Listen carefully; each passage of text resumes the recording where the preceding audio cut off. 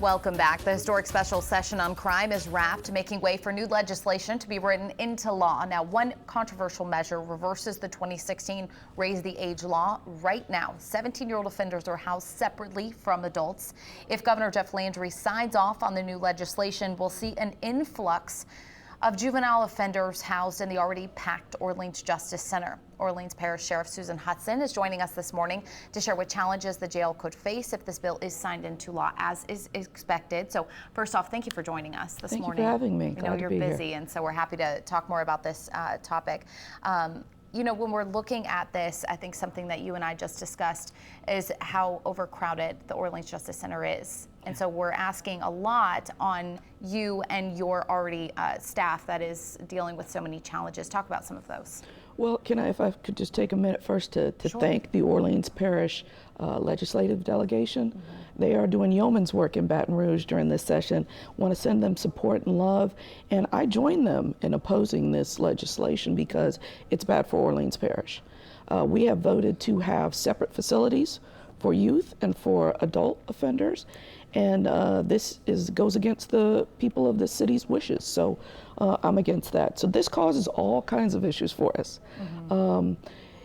Youthful offenders have to be housed separately from adults. And so even with the state passing this law, there are still federal regulations that require us to keep youthful offenders away from adult offenders, so there can be no there has to be sight and sound separation. Mm-hmm. They can't hear each other, they can't see each other.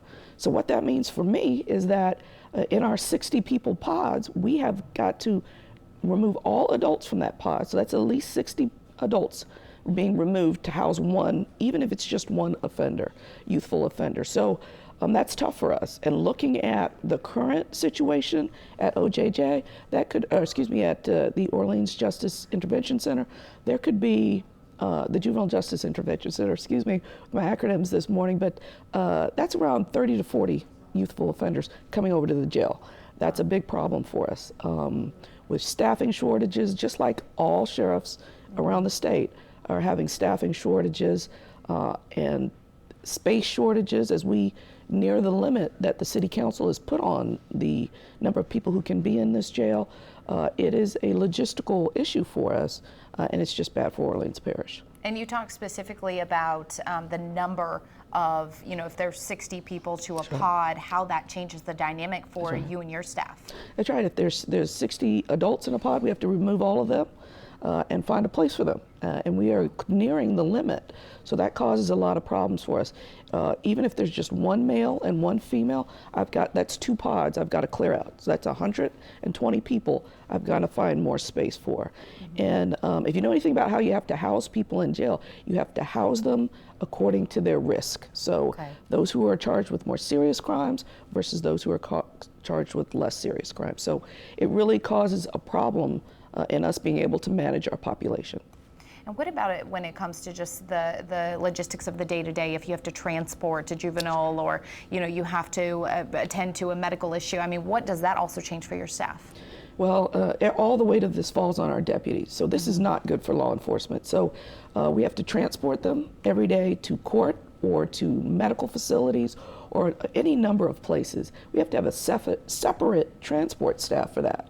Now, we're already struggling right now, again, with staffing, so that's a problem.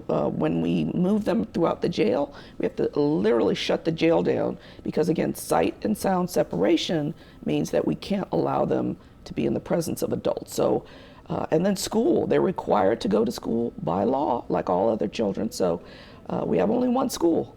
And so those who are 18 to 24 who go to that school right now, and some of them are required by law to go to school as well, now have a problem. And the Travis Hill School and the Orleans Parish School Board, we have a problem trying to figure out how are we going to teach these youthful offenders while they're in custody. A lot here on your plate, especially your deputies as well. Obviously, this is expected to be signed into law, so I guess we can expect that you all will still continue to advocate during the regular session? Yeah, especially for funding. I just heard in the other segment about funding for state police. We have to have funding for deputies, too, to be able to take care of these children. So we're hoping to see some funding. 30 to 40 youthful offenders coming into our facility, that's roughly around $1.5 million extra of cost for me, because it's roughly around $50,000 a year to house people, so just one person. So we want to make sure that we're being compensated as well to take care of this influx of population here at the jail. So we're hoping something else comes with this except for just a mandate. Understand completely. Thank you so much for joining us, Sheriff Hutson. Thank you for having me. It's a great conversation. We appreciate you. Again, this bill has been sent to Governor Landry's desk. The governor has scheduled 2 bill signing ceremonies this week, including one event in New Orleans. We'll bring you the continued coverage if and when it becomes